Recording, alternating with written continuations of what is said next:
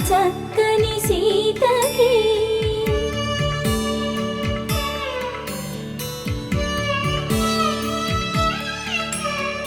ఎర్ర జాబిలి చేయి రాముడేడని అడుగుతుంటే చూడలేదని పెదవి చెప్పే చెప్పలేమని కనులు చెప్పే నల్ల పూసైన